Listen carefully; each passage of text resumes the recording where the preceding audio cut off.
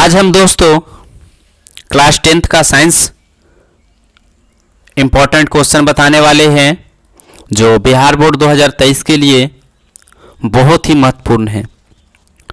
और एक बात और बता दें दोस्तों आपको कि अभी हाल ही में बिहार बोर्ड ने 12th का मॉडल पेपर जारी किया है और इस मॉडल पेपर जारी करने के बाद जो खुशखबरी ये है दोस्तों, खास करके जो विद्यार्थी 2023 में 12th का एग्ज़ाम देने वाले हैं या शामिल होने वाले हैं, उनके लिए बहुत ही खुशखबरी है दोस्तों।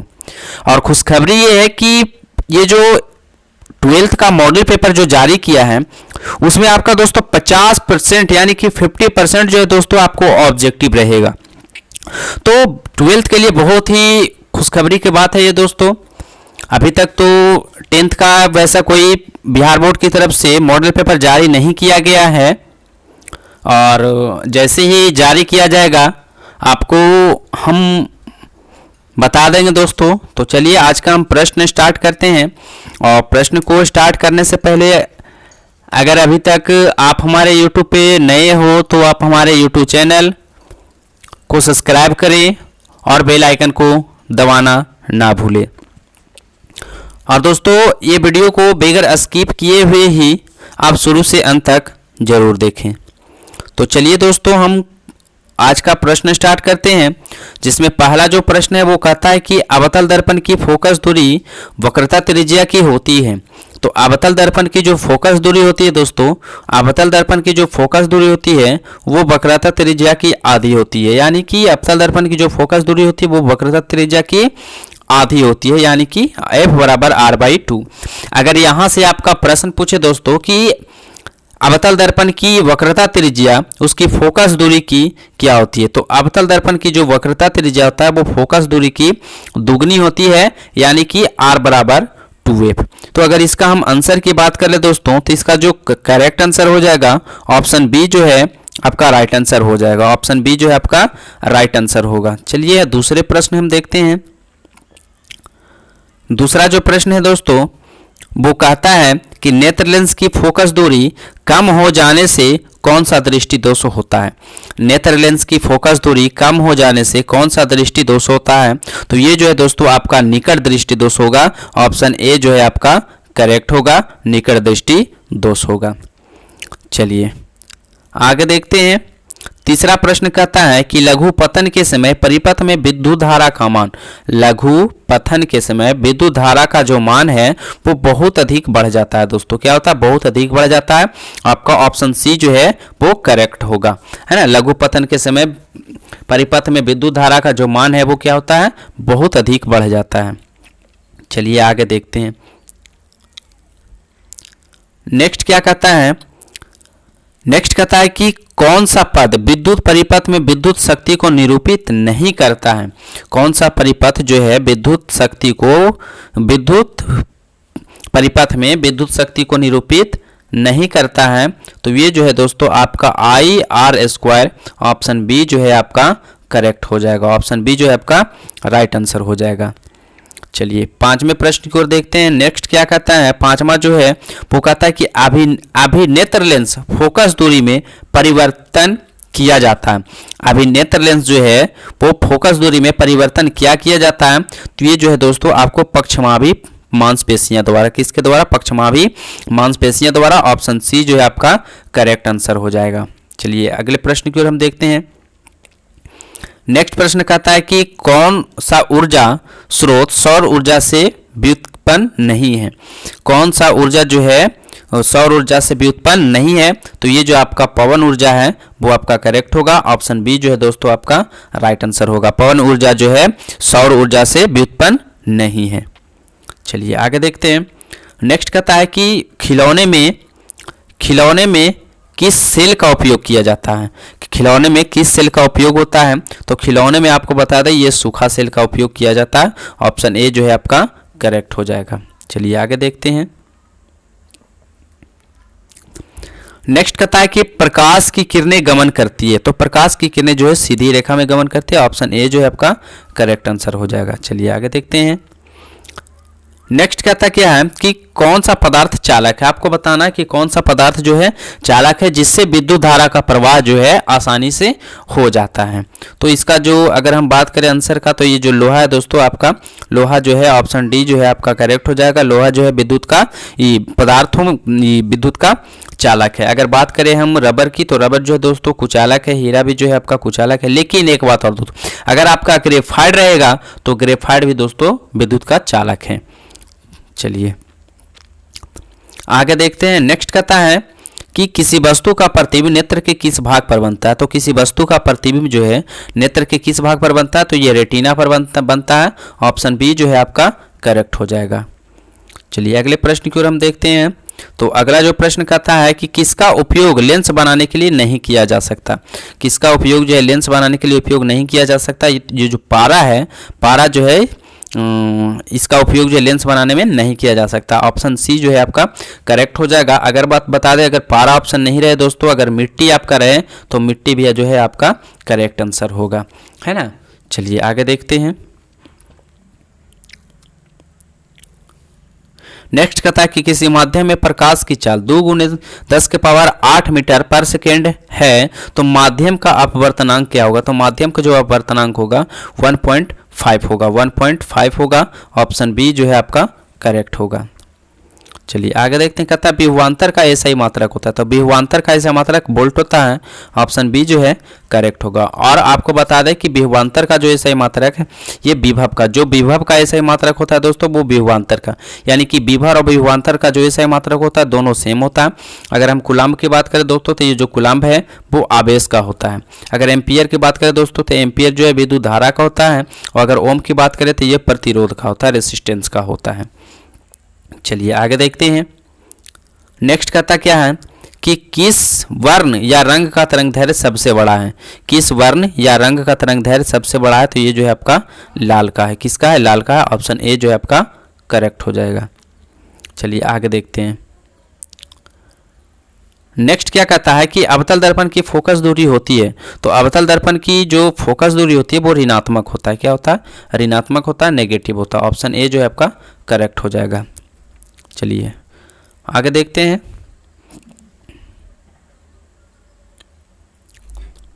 नेक्स्ट क्या कहता है, कहता है किसी अवतल दर्पण की फोकस दूरी और उसकी वक्रता त्रिज्या r में संबंध है ना।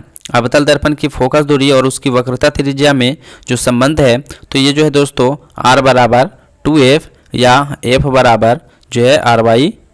जैसा कि अगर ऑप्शन के अनुसार हम चले दोस्तों, तो इसका जो करेक्ट आंसर हो जाएगा r बराबर 2f। ऑप्शन बी जो है आपका करेक्ट होगा। चलिए आगे देखते हैं। कहता है दोस्तों कि न्यूक्लियस शब्द जो है किसके द्वारा दिया गया था। केंद्रक शब्द जो है किसके द्वारा दिया गया था, तो ये जो है दोस्तों आपका रॉबर्ट ब्राउन के द्वारा दिया गया था। कब दिया गया था, 1831 में दिया गया। ऑप्शन ए जो है आपका करेक्ट आंसर हो जाएगा। चलिए अगले प्रश्न की हम बात करें, तो अगला जो प्रश्न है कहता है कि कौन नवीकरणीय ऊर्जा का स्रोत नहीं है। कौन अनवीकरणीय ऊर्जा का स्रोत नहीं है, तो ये बायोगैस जो है दोस्तों, बायोगैस जो है वो अनवीकरणीय ऊर्जा का स्रोत नहीं है। ऑप्शन सी जो है आपका करेक्ट हो जाएगा, है ना। और बायोगैस की अगर हम बात करें दोस्तों, तो ये जो बायोगैस का जो मुख्य घटक होता है वो मीथेन होता है। क्या होता है, मीथेन होता है। ये CH4 होता है। चलिए आगे देखते हैं। नेक्स्ट कहता है कि स्विच लगाया जाता है। आपको बताना है कि स्विच जो है लगाए जाते हैं। तो स्विच जो है दोस्तों ये आपका गर्म तार में लगाया जाता है। किस में लगाया जाता है, गर्म तार में लगाया जाता है। ऑप्शन बी जो है आपका करेक्ट हो जाएगा। चलिए आगे देखते हैं। नेक्स्ट कहता है कि दर्पण सूत्र है। आपको बताना है दर्पण सूत्र क्या होता है। तो दर्पण सूत्र जो होता है ये आपका ऑप्शन ए जो है करेक्ट, 1/v + 1/u बराबर 1/f। आपका ऑप्शन ए जो है दोस्तों आपका करेक्ट हो जाएगा। चलिए अगले प्रश्न की ओर देखते हैं। नेक्स्ट कहता है कि टिंडल प्रभाव प्रदर्शित करता है। तो टिंडल प्रभाव जो है प्रकाश के प्रकीर्णन को प्रदर्शित करता है। ऑप्शन डी जो है आपका करेक्ट हो जाएगा। चलिए आगे देखते हैं। नेक्स्ट कहता है कि कार्य करने की क्षमता को कहते हैं। तो कार्य करने की क्षमता को ऊर्जा कहते हैं। क्या कहते हैं, ऊर्जा कहते हैं। ऑप्शन सी जो है आपका करेक्ट हो जाएगा। चलिए आगे देखते हैं। कहता है उत्तल दर्पण में प्रतिबिंब बनता है। तो उत्तल दर्पण में प्रतिबिंब जो बनेगा आभासी बनेगा और सीधा बनेगा और वस्तु से छोटा बनेगा। इसका जो करेक्ट आंसर हो जाएगा ऑप्शन बी हो जाएगा, है ना, आभासी। चलिए आगे देखते हैं। नेक्स्ट कहता है कि प्रकाशिक माध्यम कितने प्रकार के होते हैं। तो प्रकाशिक माध्यम जो है वो 3 प्रकार के होते हैं। कितने प्रकार के होते हैं? 3 प्रकार के होते हैं। ऑप्शन सी जो है आपका करेक्ट हो जाएगा। नेक्स्ट कहता है कि डायनेमो परिवर्तित करता है। तो डायनेमो जो परिवर्तित करता है वो विद्युत यांत्रिक ऊर्जा को विद्युत ऊर्जा में परिवर्तित करता है। यांत्रिक ऊर्जा को विद्युत ऊर्जा में परिवर्तित करता है। ऑप्शन बी जो है आपका करेक्ट हो जाएगा। अगर हम विद्युत मोटर की बात करें दोस्तों, तो विद्युत मोटर जो है वो विद्युत ऊर्जा को यांत्रिक ऊर्जा में बदलने का काम करता है। तो इसका जो करेक्ट आंसर हो जाएगा वो ऑप्शन बी होगा। Option B is right answer. चलिए आगे देखते हैं। नेक्स्ट कहता है कि किस प्रकार का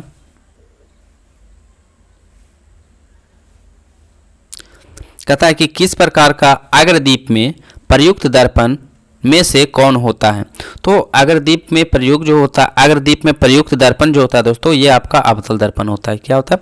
अवतल दर्पण, जो गाड़ियों के हेडलाइट के रूप में प्रयोग किया जाता है, अवतल दर्पण होता है। ऑप्शन ए जो है आपका करेक्ट हो जाएगा, अवतल दर्पण, है ना। उत्तल दर्पण की अगर बात करें तो ये जो है गाड़ियों के साइड मिरर के रूप में प्रयोग किया जाता है। चलिए आगे देखते हैं। नेक्स्ट कहता क्या है कि किस रंग का विचलन न्यूनतम होता है। किस रंग का विचलन जो है न्यूनतम होता है। तो ये जो है लाल होता है। किसका होता है? लाल होता है। बैजानी हप्पी नाला, जैसा कि आप देख रहे हैं। तो लाल रंग का जो विचलन होता है दोस्तों वो सबसे न्यूनतम होता है। ऑप्शन ए जो है आपका करेक्ट हो जाएगा। चलिए आगे देखते हैं। नेक्स्ट कहता है कि अभिक्रिया कॉपर ऑक्साइड को हाइड्रोजन के साथ जब अभिक्रिया करा जाता है तो कॉपर प्लस जल बनता है। तो यह यहाँ पर जो है किसका उपचयन होता है। तो यहाँ पे जो है दोस्तों आपका हाइड्रोजन का उपचयन होता है। किसका होता है? हाइड्रोजन का होता है। ऑप्शन बी जो है आपका करेक्ट हो जाएगा। चलिए नेक्स्ट कहता है कि सोडियम की संयोजकता क्या होती है। तो सोडियम की जो संयोजकता होती है 1 होती है। ऑप्शन ए जो है आपका करेक्ट हो जाएगा। चलिए आगे देखते हैं। कहता है कि संगमरमर का रासायनिक सूत्र क्या है। तो संगमरमर के अगर रासायनिक सूत्र की हम बात करें तो संगमरमर का रासायनिक सूत्र CaCO3 होता है, कैल्शियम बाइकार्बोनेट। ऑप्शन ए जो है आपका दोस्तों करेक्ट हो जाएगा, है ना। Option A right answer. चलिए आगे देखते हैं। नेक्स्ट कहता है कि कौन सी गैस ओजोन परत में छेद के लिए उत्तरदायी है ना। तो ये जो है आपका क्लोरोफ्लोरोकार्बन है, CFC है। ऑप्शन सी जो है आपका करेक्ट हो जाएगा। चलिए आगे देखते हैं। नेक्स्ट कहता है कि आवर्त सारणी में कितने वर्ग हैं। आवर्त सारणी में कितने वर्ग हैं। तो आवर्त सारणी में 18 वर्ग हैं। कितने हैं? 18 वर्ग हैं। ऑप्शन डी जो है वो करेक्ट हो जाएगा। अगर आवर्त की बात करें दोस्तों तो आवर्त की संख्या जो है वो 7 हो जाएगी। आवर्त की संख्या 7 हो जाएगी। तो इसका जो क्वेश्चन पूछ रहा है कि आवर्त सारणी में कितने वर्ग होते हैं, तो ये 18 होता है। ऑप्शन डी जो है आपका करेक्ट होता है। चलिए आगे देखते हैं। नेक्स्ट कहता है कि फेरस सल्फेट क्रिस्टल का रंग होता है। फेरस सल्फेट क्रिस्टल का रंग कैसा होता है। तो ये जो है आपका भूरा होता है। कैसा होता है? हरा होता है। क्या होता है? हरा होता है। ऑप्शन बी जो है आपका करेक्ट हो जाएगा। चलिए आगे देखते हैं। नेक्स्ट कहता है कि आधुनिक आवर्त सारणी में कौन सा आवर्त अभी तक अधूरा है। आधुनिक आवर्त सारणी में जो है कौन सा आवर्त अभी तक अधूरा है। तो ये 7वां आवर्त जो है दोस्तों अभी तक अधूरा है। ऑप्शन डी जो है आपका करेक्ट हो जाएगा। 7वां आवर्त जो है अभी पूर्ण रूप से कंप्लीट नहीं हुआ है। चलिए आगे देखते हैं। नेक्स्ट कहता है कि COOH अभिक्रियाशील मूलक को क्या कहा जाता है। तो COOH अभिक्रियाशील जो मूलक है दोस्तों वो आपका ये जो है आपका, तो ये जो है आपका अम्ल का हो जाएगा। किसका हो जाएगा? अम्ल का हो जाएगा। कार्बोक्सिलिक अम्ल का हो जाएगा। चलिए आगे देखते हैं। नेक्स्ट कहता है कि अभी तक जो है ज्ञात तत्वों की संख्या कितनी है। तो अभी तक अगर ज्ञात तत्वों की हम बात करें तो ऐसे तो अगर देखा जाए दोस्तों तो अभी तक जो है 118 तत्वों को ज्ञात हो चुका है।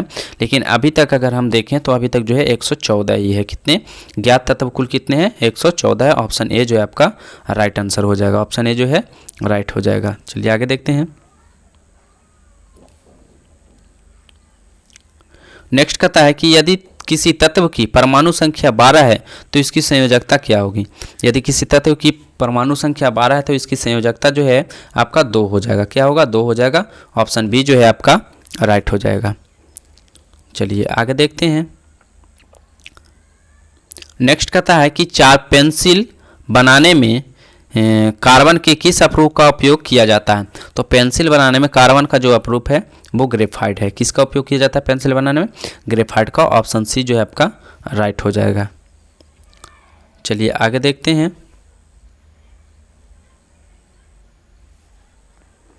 नेक्स्ट जो प्रश्न है वो कहता है कि सिनेवार अयस्क है। तो सिनेवार जो अयस्क है दोस्तों वो पारद का है, पारद का है, या इसको आप पारा भी कह सकते हैं। क्या कह सकते हैं? पारा भी कहते हैं। अगर सिनेवार का अयस्क का अगर देखें तो सिनेवार का जो सूत्र होता है वो ये आपका HgS होता है। क्या होता है? HgS होता है। अगर इसकी हम बात करें तो इसका जो सूत्र होता है वो Hg होता है। अगर इसका परमाणु संख्या की बात करें तो परमाणु संख्या जो है वो आपका 80 होता है ना। चलिए अगर हम जस्ता की बात करें दोस्तों तो जस्ता जो है वो Zn होता है। अगर एल्युमिनियम की बात करें हम तो एल्युमिनियम जो है आपका Al होता है। कैल्शियम की बात करें दोस्तों तो ये आपका Ca होता है ना। चलिए आगे देखते हैं। नेक्स्ट कहता है कि हीलियम परमाणु के बाहरी कक्षा में कितने इलेक्ट्रॉन रहते हैं? तो हीलियम परमाणु के बाहरी कक्षा में जो है वो आपका 2 इलेक्ट्रॉन रहते हैं। कितने इलेक्ट्रॉन रहते हैं? 2 इलेक्ट्रॉन रहते हैं। ऑप्शन बी जो है आपका करेक्ट हो जाएगा। चलिए आगे देखते हैं दोस्तों। तो आपका जो अगला प्रश्न है वो कहता है कि असंतृप्त हाइड्रोकार्बन जिनमें कार्बन कार्बन परमाणु के बीच त्रिआबंध होते हैं उसे क्या कहा जाता है? तो उसे एल्काइन कहा जाता है। क्या कहते हैं दोस्तों? एल्काइन कहा जाता है। ऑप्शन बी जो है आपका करेक्ट आंसर हो जाएगा। चलिए आगे देखते हैं। नेक्स्ट कहता है कि ग्लूकोज के एक अणु में ऑक्सीजन के कितने परमाणु होते हैं? तो ग्लूकोज के एक अणु में ऑक्सीजन में के परमाणुओं की संख्या 6 होता है। ऑप्शन बी जो है आपका करेक्ट हो जाएगा। ऑप्शन बी आपका करेक्ट। अगर ग्लूकोज की सूत्र की हम बात करें दोस्तों तो ग्लूकोज का सूत्र जो होता है C6H12O6। तो यहाँ पर जो है दोस्तों आपका ऑक्सीजन कह रहा है तो ऑक्सीजन की जो संख्या यहाँ पे 6 होती है। कितनी होती है? 6 होती है। चलिए आगे का देखते हैं। नेक्स्ट कहता है कि शुद्ध जल का जो pH मान है वो कितना होता है? तो शुद्ध जल का जो pH मान होता है दोस्तों वो आपका 7 होता है। अगर उदासीन बोले कि उदासीन जल का pH मान कितना होता है? उदासीन जल का भी pH मान दोस्तों आपका 7 ही होता है। ऑप्शन बी जो है आपका करेक्ट हो जाएगा। चलिए आगे देखते हैं। नेक्स्ट कहता है क्या है? नेक्स्ट कहता है कि एक घोल नीले लिटमस पत्र को लाल कर देता है तो घोल का pH मान हो सकता है। तो अगर एक घोल नीले लिटमस पत्र को लाल कर दे रहा था इसका कहने का मतलब है दोस्तों कि ये एसिड हो गया। क्या हो गया? एसिड हो गया, अम्ल हो गया। और इसका जो pH मान होना चाहिए वो 7 से क्या होना चाहिए? कम होना चाहिए। क्या होना चाहिए? 7 से कम होना चाहिए। 7 से कम होना चाहिए। तो यहाँ पे 7 से अगर कम की ऑप्शन की बात करें तो ये जो है आपका 2 है। ऑप्शन ए जो है आपका करेक्ट हो जाएगा। बाकी जो ऑप्शन है वो 7 से अधिक है। 7 तो हो नहीं सकता क्योंकि 7 जो है उदासीन जल का pH मान होता है, उदासीन होता है, नेचुरल होता है। नेक्स्ट कहता है कि बेंजीन का सूत्र अणुसूत्र है। बेंजीन का अणुसूत्र क्या है? तो बेंजीन का जो अणुसूत्र होता है C6H6 होता है। ऑप्शन सी जो है आपका करेक्ट हो जाएगा। ऑप्शन सी जो है आपका करेक्ट हो जाएगा। ऑप्शन सी जो है यहाँ पे दोस्तों आपका करेक्ट हो जाएगा। C6H6 ऑप्शन सी जो है आपका करेक्ट हो जाएगा। चलिए अगले प्रश्न की ओर हम देखते हैं। तो अगला जो प्रश्न है वो कहता है कि एथिल एल्कोहल का IUPAC नाम क्या होता है? एथिल एल्कोहल का जो IUPAC नाम होता है वो आपका एथेनॉल होता है। क्या होता है? एथेनॉल होता है। ऑप्शन बी जो है आपका करेक्ट हो जाएगा। कहता है CnH2n जो है किसका समान सूत्र है? तो इससे पहले भी हम इसके बारे में आपको बता दिए हैं दोस्तों, है ना। CnH2n जो किसका समान सूत्र है? तो ये एल्किन का है। किसका? एल्किन का है। ऑप्शन बी जो है आपका करेक्ट हो जाएगा। चलिए आगे देखते हैं। नेक्स्ट कहता है कि लोहे की परमाणु संख्या क्या होती है? तो लोहा का जो परमाणु संख्या होता है दोस्तों वो आपका 26 होता है। क्या होता है? 26 होता है। ऑप्शन बी जो है आपका करेक्ट हो जाएगा। और आपको कमेंट बॉक्स में कमेंट करना है कि लोहा का संकेत क्या होता है? लोहा का संकेत क्या होता है? आपको कमेंट बॉक्स में कमेंट करना है। चलिए आगे देखते हैं। नेक्स्ट कहता क्या है कि स्टेनलेस स्टील में लोहा एवं कार्बन के अलावे अन्य तत्व रहते हैं। स्टेनलेस स्टील में लोहा एवं कार्बन के अलावे अन्य तत्व कौन रहता है? तो ये जो है अन्य तत्व है वो निकेल और क्रोमियम रहता है। क्या? निकेल और क्रोमियम। ऑप्शन सी जो है आपका करेक्ट हो जाएगा। चलिए आगे कहता है कि पीतल क्या है? तो पीतल जो है दोस्तों वो आपका उपधातु है। पीतल क्या है? आपका उपधातु है। पीतल क्या है? उपधातु है ना। और आपको कमेंट बॉक्स में कमेंट करना है दोस्तों कि ये जो पीतल है किन किन धातुओं से मिलकर मिश्र धातु है, सॉरी मिश्र धातु, पीतल क्या है, मिश्र धातु है। किन किन धातुओं से मिलकर बना होता है ये आपको कमेंट बॉक्स में कमेंट करना है। तो इसका आंसर जो है आपका सी हो जाएगा। कहता है कौन सा यौगिक जो है अम्ल है, आपको बताना है कौन सा यौगिक जो है अम्ल है। तो H2SO4 जो है आपका अम्ल है। H2SO4 क्या है, अम्ल है। ऑप्शन बी जो है आपका करेक्ट हो जाएगा। चलिए आगे देखते हैं। कहता है कि विस्थापन अभिक्रिया का एक उदाहरण है। विस्थापन अभिक्रिया का जो एक उदाहरण है दोस्तों, यहाँ पे ऑप्शन सी जो है आपका करेक्ट हो जाएगा। विस्थापित हो रहा है तो ये एक स्थान से निकलकर दूसरे स्थान पे क्या हो रहा है, विस्थापित हो रहा है, तो ये जो है आपका विस्थापन अभिक्रिया, ऑप्शन सी जो है आपका करेक्ट हो जाएगा। नेक्स्ट कहता है कि सिल्वर क्लोराइड का रंग कैसा होता है।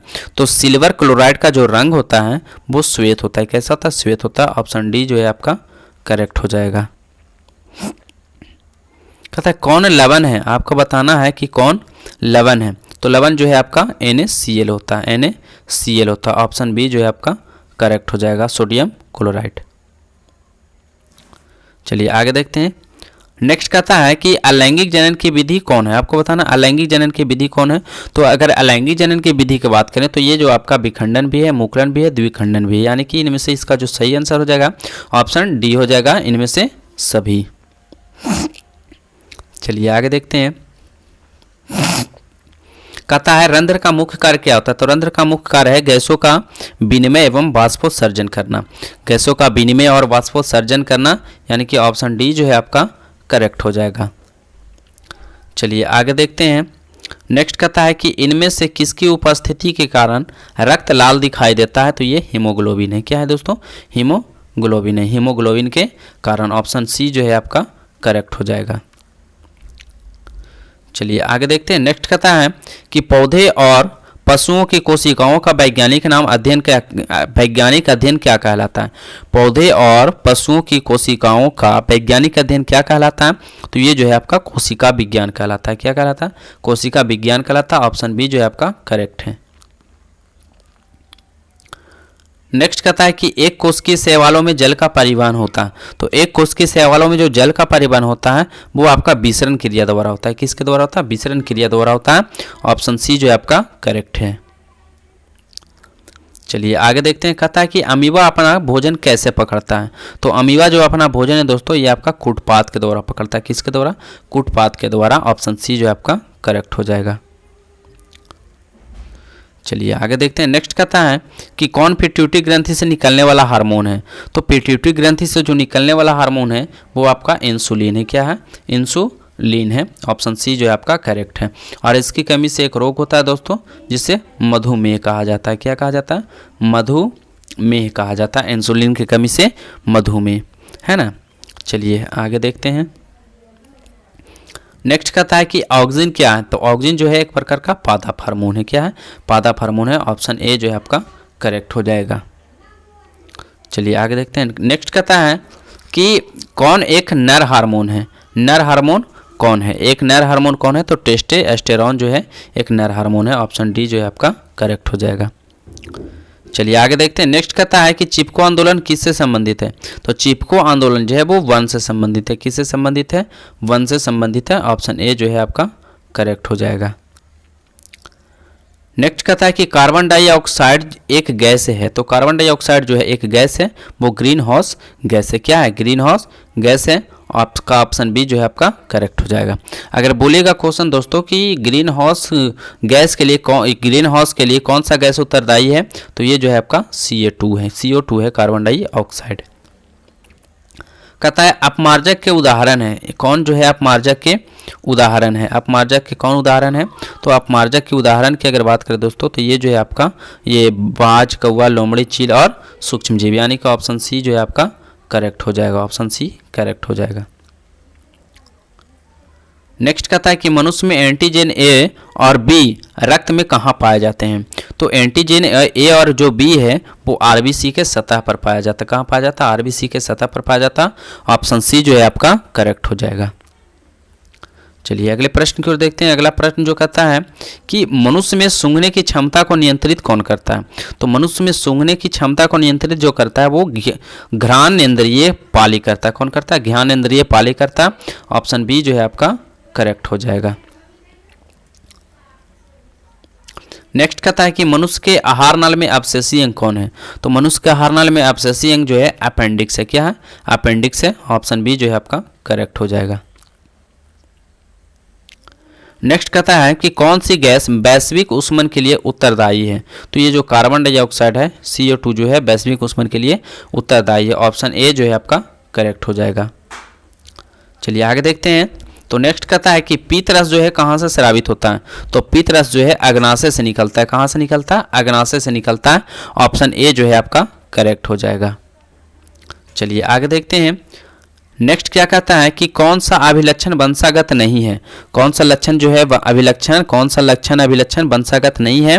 तो ये जो है बाल की जो प्रकृति है वो वंशागत नहीं है। ऑप्शन डी जो है आपका करेक्ट हो जाएगा। नेक्स्ट क्या कहता है कि किस जीव में हीमोग्लोबिन नहीं होता है? तो ये जो मक्खी है दोस्तों, मक्खी में हीमोग्लोबिन नहीं होता। ऑप्शन बी जो है आपका करेक्ट हो जाएगा। चलिए आगे देखते हैं। नेक्स्ट कहता है कि कौन ट्रिप्सिन एंजाइम का कार्य करता है ना? कौन जो है ट्रिप्सिन एंजाइम का कार्य है? तो ये जो है प्रोटीन का पाचन। ट्रिप्सिन एंजाइम का कार्य क्या है? प्रोटीन का पाचन करना। ऑप्शन सी जो है आपका करेक्ट हो जाएगा।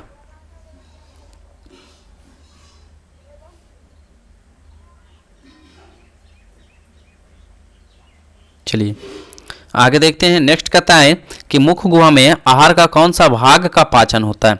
तो मुख गुहा में आहार का कौन सा भाग का पाचन होता है? तो ये कार्बोहाइड्रेट का होता है। किसका होता है?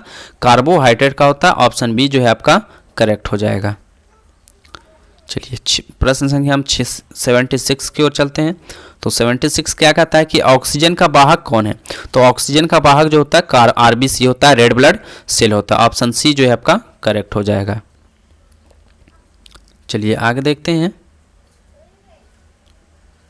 आपका अगला जो प्रश्न है वो कहता है कि रक्त में शर्करा का स्तर नियंत्रित करता है। तो रक्त में शर्करा का स्तर का नियंत्रित कौन करता है? तो ये इंसुलिन करता है। क्या करता है? इंसुलिन करता है। ऑप्शन डी जो है आपका करेक्ट हो जाएगा। कहता आयोडीन की कमी से कौन सा रोग होता है? तो आयोडीन की कमी से जो है दोस्तों वो आपका घेंघा होता है या गलगंड होता है, या फिर उसको गवाइटर भी कहते हैं। घेंघा, गलगंड या गवाइटर। ऑप्शन ए जो है आपका राइट हो जाएगा। चलिए आगे देखते हैं। नेक्स्ट कहता है कि पौधे में भोजन किस रूप में जमा होता है? तो पौधे में जो भोजन है वो स्टार्च के रूप में जमा होता है। किस रूप में? स्टार्च के रूप में। ऑप्शन सी जो है आपका करेक्ट हो जाएगा। चलिए आज का जो है प्रश्न दोस्तों वो लास्ट है, और ये प्रश्न बहुत ही इंपॉर्टेंट प्रश्न है दोस्तों। ये सब प्रश्न जो है रिवीजन के रूप में चल रहा है। इसी तरह से दोस्तों अगले सेट जो है हम फिर से लेकर आएंगे, और वो हूबहूब जो है दोस्तों एग्जाम में बढ़ने वाले ये सब प्रश्न हैं। नेक्स्ट कहता है कि प्रसिद्ध पुस्तक दी माइक्रोग्राफिया किसके द्वारा लिखी गई थी? है ना? प्रसिद्ध पुस्तक दी माइक्रोग्राफिया जो है किसके द्वारा लिखा गया था? तो ये है जो रॉबर्ट हुक के द्वारा लिखा गया था। किसके द्वारा? रॉबर्ट हुक के द्वारा लिखा गया था। तो इसी के साथ जो है दोस्तों आज का प्रश्न यहीं पे समाप्त होता है। फिर हम अगले वीडियो में लेकर आएंगे। तब तक के लिए जय हिंद, जय भारत, वंदे मातरम।